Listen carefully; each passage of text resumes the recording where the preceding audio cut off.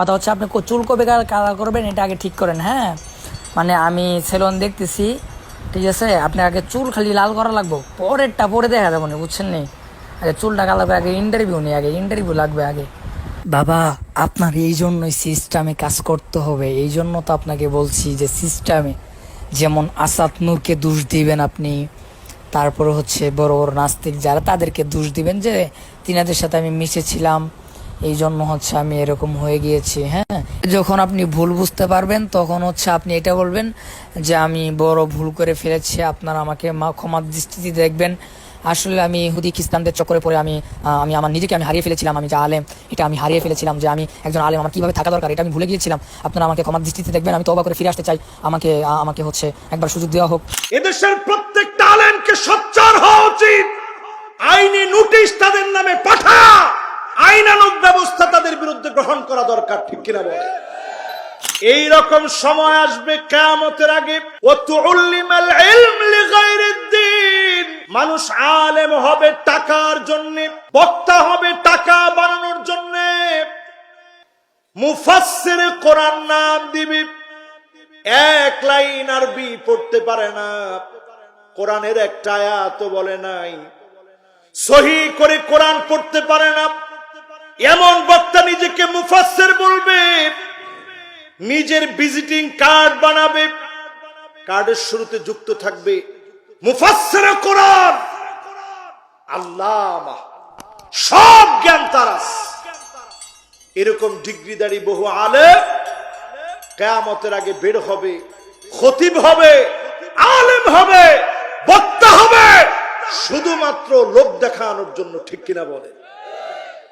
আজ ভাইরাল হওয়ার জন্য এমনও বক্তা খুঁজে পাওয়া যায়, বক্তা থেকে হঠাৎ করে চুলগুলা সব কালার করে ফেলছে, তাও আগে আরেকজন পণ্ডিত, ওটার নাম আরেক টিকটকার, কি জানি নাম, শিপন,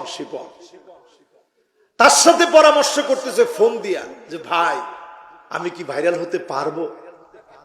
পারবি। কেমনে পারবি? শুধু খালি চুলগুলা কালার কর, তাইলে মানুষ বলবে যে কিরে এই ছেলে হঠাৎ করে চুল কালার করছে কেন?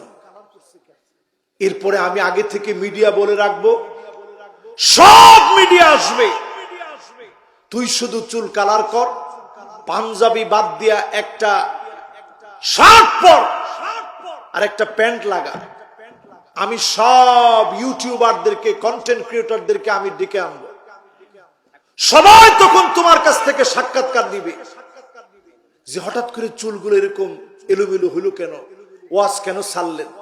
সে শিপন আবার বুদ্ধি দিয়ে দিচ্ছে যে কোনো অসুবিধা নাই, 2-3 দিন পরে তুই আবার সবার মধ্যে এসে বলবি ভাই আমার ভুল হয়ে গেছে, কোন এই নাস্তিক মুরতাদ খ্রিস্টানদের কারণে আমি ভুল পথে চলে গিয়েছিলাম, আমারে মাফ করে দেন। এরপরে সেই বক্তা বলতেছে তাইলে কি আমি দাওয়াত পাবো? বলছে দাওয়াত কেন, বাংলাদেশের সবচেয়ে বড় বক্তা হবি তুই। নাউজুবিল্লাহ কইেন না, আরো জোরে বলেন।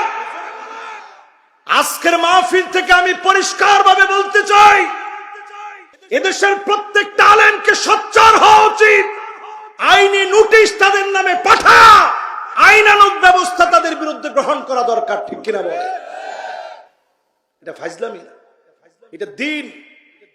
রাসূল বলেছেন লক্ষ্য করো, ফানজুরু আম্মান তাখুযুনা দীনাকুম, কার কাছ থেকে তুমি দ্বীন নিচ্ছ, তার চুলের গোড়া থেকে শুরু করে পায়ের তালু পর্যন্ত লক্ষ্য করা লাগবে।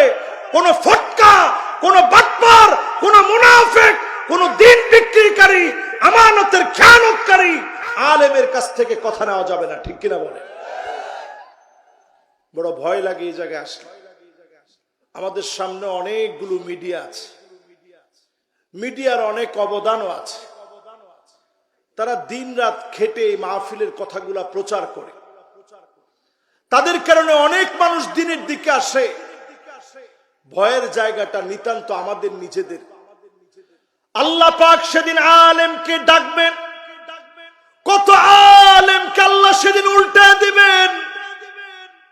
মাথা নিচের দিকে দিয়ে পা গুলা উপরের দিকে দিয়ে দিবেন। কত আলেমদেরকে দিয়ে জাহান্নাম সেদিন উদ্বোধন হবে। আল্লাহ বলবে তোকে আলেম বলা হয়েছে, তোকে মুফাসসির বলা হয়েছে, পোস্টারে পোস্টারে তোর নামগুলা উঠে গেছে, আমার কাছে পাওয়ার মতো তোর জন্য আর কিছু নাই। সেই দিন আল্লাহর কাছে বাঁচবে কোন আলেম? আলিমুন মুস্তামিলুন ইলমাহু,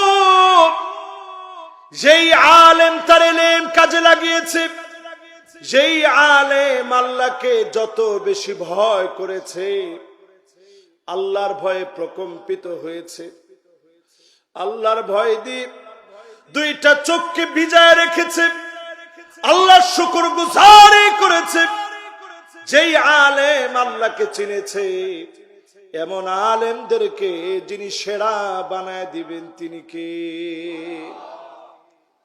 প্রিয় ভাইরা আমার, এই কথাগুলো আপনাদেরকে বলে একটু সচেতন করি।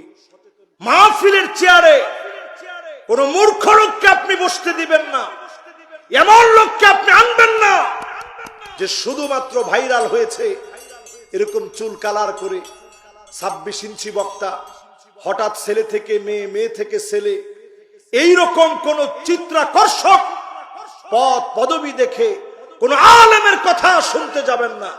ওই আলেমের কথা থেকে কি শিখলেন এটা বুঝে তার কথাগুলো শুনতে যাবেন। রাজি আছেন ইনশাআল্লাহ? আসসালামু আলাইকুম। ইসলামিক ভিডিও পাওয়ার জন্য আমার চ্যানেলটিকে সাবস্ক্রাইব করুন।